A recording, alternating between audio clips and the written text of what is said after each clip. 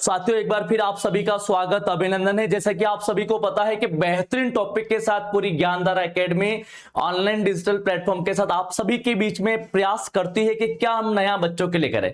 प्यारे बच्चों, आप सभी को पता है कि हम आप सभी के लिए ऐसा कुछ सोचते हैं जिससे आने वाले टाइम में आप किसी पहले रजिस्टर में साइन करें और वो साइन करने के बाद हर महीने के एक वेतन आपको मिले।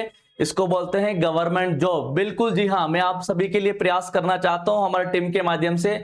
हर बच्चा जो इस वीडियो को देखता है, हमारा डेली टाइम देता है, उसका आने वाले टाइम में सरकारी नौकरी में कैसे चयन हो उसके लिए हम बात करेंगे। लीजिए, आज का जो हमारा बेहतरीन टॉपिक होगा उसका नाम है राज्य मानवाधिकार आयोग। वैसे मैं बात करूं मानवाधिकार आयोग से पता चल चुका होगा, मानव के अधिकारों की रक्षा यानी उनके हितों की रक्षा के लिए जिस आयोग का निर्माण हुआ उसका नाम है मानवाधिकार आयोग।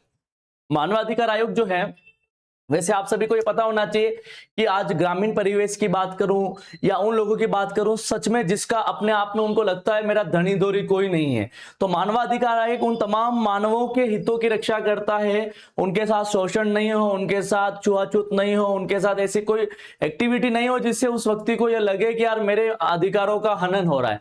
और किसी भी व्यक्ति के लिए सबसे बुरा, सबसे बेकार उसको अपने आप में यह लगता है कि जब किसी व्यक्ति को भारत में रहने का अधिकार है तो फिर क्यों ऐसी हरकतें उसके साथ हो। इसलिए इनके अधिकारों की जो रक्षा के लिए जो मेन जो थीम बनी, मेन जो टीम बनी, उसके बारे में आज हम स्टडी करेंगे जिसका नाम है मानवाधिकार आयोग। और मानवाधिकार आयोग की हम बात करें तो इसके अंदर सबसे इंपॉर्टेंट बात जो आपको समझनी है, इसको कौन नियुक्त करेगा, कैसे, क्या सारा सिस्टम इसके लिए लॉजिकली सोचना है। लीजिए, आज मैं आपको बात करूं मानवाधिकार आयोग की हम बात करते हैं तो इसकी स्थापना और प्रारंभ की मैं बात करूं तो कुछ नहीं करना, थोड़ा सा दिमाग लगाना। इसकी स्थापना और प्रारंभ की बात करें तो इसकी बात करें, इसकी जो अधिसूचना है वो आई थी, अधिसूचना जो आई थी वो 18 जनवरी 1999 में आती है। और कहा जाता है विधिवत इसका कार्य जो स्टार्ट हुआ मार्च 2000 से स्टार्ट होते हैं। और इसके जो प्रथम अध्यक्ष जो थे वो न्यायमूर्ति जो थे वो कांता कुमारी भटनागर जी थे। और इसकी बात करें हम सबसे इंपॉर्टेंट, क्योंकि किसी व्यक्ति के लिए प्रथम बनना बहुत इंपॉर्टेंट बात है, जैसा कि आप सभी को पता है।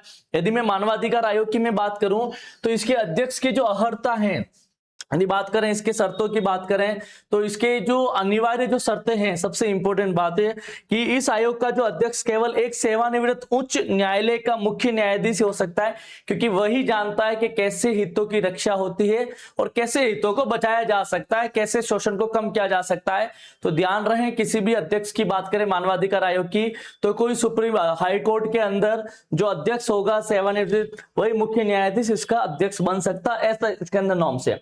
आगे बात करते हैं इसकी नियुक्ति की जो प्रक्रिया है, इसको थोड़ा आपको समझना पड़ेगा। नियुक्ति की प्रक्रिया एक विशेष चयन समिति की सिफारिश के आधार पर होता है और इसकी जो नियुक्ति है वो राज्य के राज्यपाल द्वारा की जाती है। ये बात आपको थोड़ी समझनी पड़ेगी। और रही बात यह कि आयोग के अध्यक्ष व सदस्यों की नियुक्ति सीधे नहीं होती है बल्कि समिति के सिफारिश पर राज्यपाल द्वारा की जाती है। तो मुख्य रूप से ये ध्यान रखना है कि इसके सदस्य हो चाहे अध्यक्ष हो, इसकी जो नियुक्ति होगी वो राज्य का राज्यपाल करेगा। ये बात आपको समझनी और सोचनी रहेगी। आगे बात करते हैं चयन समिति की जो संरचना है, ये थोड़ा आपको समझना पड़ेगा, इनको कौन चयन करता है। तो ये रही बात ये कि इसके अंदर मुख्यमंत्री जो इसकी मुख्य भूमिका होती है सलाह देने में, इस चयन समिति का जो अध्यक्ष होता है वो मुख्यमंत्री होता है उस राज्य का। और साथ में बात करें सबसे इंपॉर्टेंट, जो मुख्यमंत्री अध्यक्ष होता है उसके साथ में एक गृह मंत्री होता है सदस्य के रूप में। और साथ में बात करें कि इसके अंदर विधानसभा का अध्यक्ष होता है। विधानसभा जिस राज्य के अंदर उसका अंदर मानवाधिकार आयोग के अध्यक्ष की या उसके सदस्य को नियुक्त करना, उसकी सलाहकार समिति या उसकी चयन समिति बनती है, उसका अध्यक्ष, उसका मुखिया, उसका मुख्यमंत्री होता है, गृह मंत्री होता है, उस राज्य का विधानसभा का अध्यक्ष होता है। और फिर बात करें विधानसभा में प्रतिपक्ष का जो नेता होता है वो भी इसका एज ए मेंबर होता है जो सलाह देता है। और साथ ही विधान परिषद हो तो सभापति और परिषद का विपक्ष का नेता भी इसके अंदर होता है।